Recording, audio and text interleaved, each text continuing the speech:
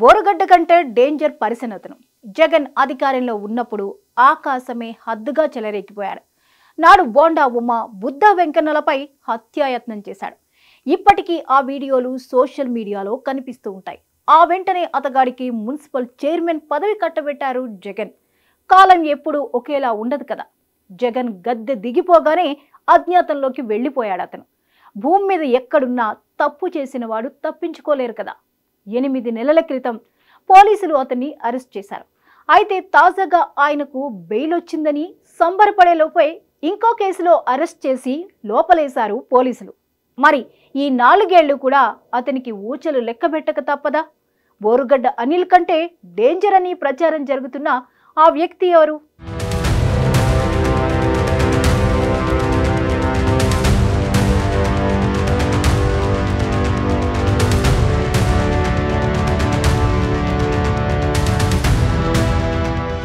మనిషన్నాక కాస్త అడ్డు అదుపు ఉండాలంటారు. కొంతమందికి అవేమీ ఉండవు. నేరుగా హత్యాయత్నానికి పాల్పడడం, అది కూడా మాచర్ల నడిపొడ్డున. ఏ పాటికే అర్థమయ్యి ఉంటుంది ఆ వ్యక్తి ఎవరో అన్నది.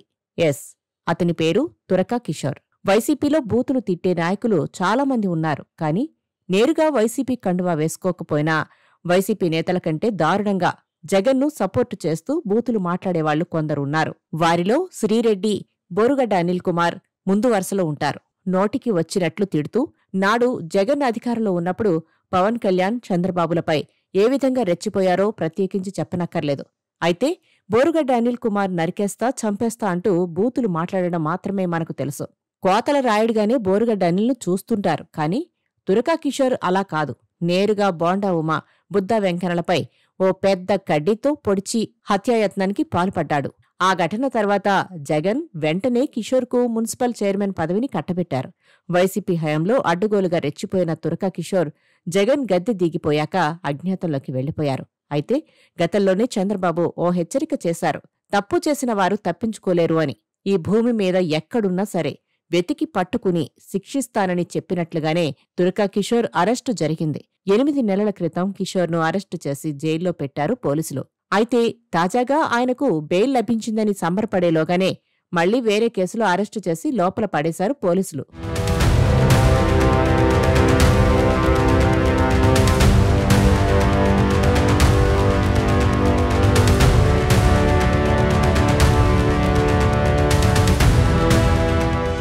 తురకా కిషోర్ పేరు ప్రత్యేకంగా చెప్పాల్సిన అవసరం లేదు. ఆయన ఎప్పటినుంచో పిన్నెల్లి అనుచరుడుగా ఉన్నారు. 2019లో వైసీపీ అధికారంలోకి వచ్చిన తర్వాత కిషోర్ మరింత యాక్టివ్ అయ్యారు. పిన్నెల్లి సైన్యంలో ఒక కీలక పాత్రధారిగా మారి ప్రత్యర్థులపై దాడులు చేయడంలో ముందుండేవారు. పిన్నెల్లి రైట్ హ్యాండ్గా మాచర్ల నియోజకవర్గంలో చక్రం తిప్పారు. ఆజానుబాహుడైన కిషోర్ తన శరీరానికి సరిపోయే పొడుగాటి దుంగను పట్టుకుని టీడీపీ నేతల కారు మీద దాడి చేశాడు. అయితే కారు డ్రైవర్ చాకచక్యంగా స్పీడుగా నడపడంతో నాడు బోండా, బుద్ధ ప్రాణాపాయం నుంచి తప్పించుకున్నారు. ఈ ఘటనపై వెంటనే కేసు నమోదైనా అప్పట్లో ఆయనకు శిక్ష పడలేదు. అయితే 2024 ఎన్నికల్లో కూటమి ప్రభుత్వం అధికారంలోకి రావడంతో కిషోర్ భయపడిపోయి మాచర్లతో పాటు మొత్తం పల్నాడు జిల్లానే వదిలి పారిపోయాడు.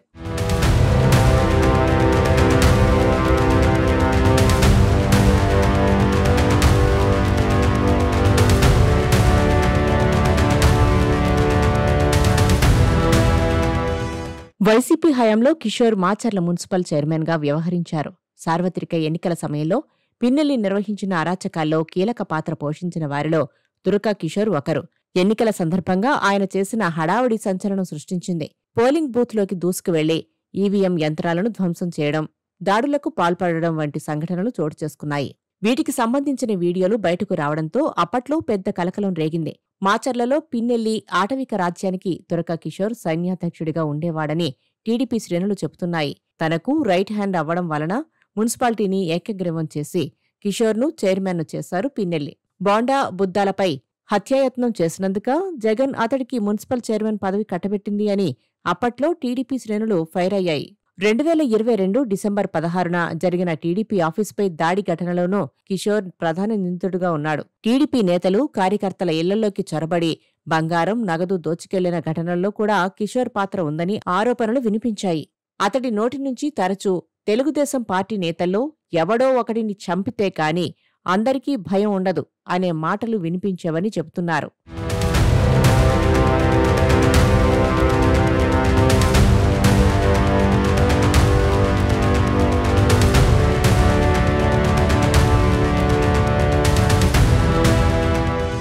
తురకా కిషోర్పై గతంలో నమోదైన పలు కేసుల్లో కోర్టు బెయిల్ మంజూరు చేయడంతో ఆయన తాజాగా జైలు నుంచి బయటకు వచ్చారు. అయితే విడుదలైన వెంటనే పోలీసులు మరో కేసు నమోదు చేసి మళ్లీ అరెస్టు చేశారు.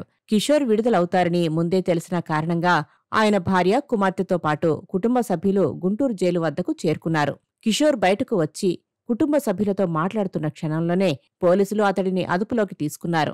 ఆ సమయంలో కొంత గందరగోళం నెలకొంది. కిషోర్ భార్య పోలీసులను అడ్డుకుని అరెస్టు చేయవద్దని వేడుకుంది. కాని పోలీసులు తమ విధి నిర్వహణలో భాగంగా కిషోర్ను అరెస్టు చేసి తీసుకెళ్లారు. రెంటచింతల ప్రాంతంలో టీడీపీ కార్యకర్తలపై జరిగిన దాడి కేసులోనే ఈ అరెస్టు జరిగినట్లు తెలుస్తోంది. గతంలో కిషోర్పై మొత్తం 12 కేసులు నమోదైనట్లు సమాచారం. వీటిలో 11 కేసులు హత్యాయత్నానికి సంబంధించినవే కాగా 1 పీడీ యాక్ట్ కింద నమోదయింది. ఈ పీడీ యాక్టును కోర్టు ఇప్పటికే రద్దు చేసింది. మిగతా కేసులో ఇటీవల ఆయనకు బెయిల్ లభించింది. కానీ తాజా కేసు కారణంగా ఆయనను మళ్లీ అదుపులోకి తీసుకున్నారు. అయితే ఈ అరెస్టులను వైసీపీ నేతలు కక్ష సాధింపు చర్యలుగా చెబుతున్నారు. పిన్నెల్లి సోదరుల అండదండలతో మాచర్ల నియోజకవర్గంలో తురకా కిషోర్ పెద్ద ఎత్తున దందాలు, కూనీలు నిర్వహించారని ఆరోపణలు ఉన్నాయి. పిన్నెల్లి ప్రభావం ఆధారంగా స్థానిక రాజకీయాలను పూర్తిగా తన నియంత్రణలో ఉంచుకునేందుకు కిషోర్ నానా విధాలుగా వ్యవహరించేవాడట. ఇంకా ఆయనపై పలు కేసులు నమోదవడం ఖాయమంటున్నారు. ఈ తరుణంలో ఒక కేసులో బెయిల్ వస్తే ఇంకో కేసులో అరెస్ట్ అవడం ఖాయమని తెలుస్తోంది. దీంతో ఈ 4 ఏళ్లు కూడా తురకా కిషోర్ కటకటాల వెనకే ఉండక తప్పదని అంటున్నారు. చూడాలి మరి ఏం జరుగుతుందో.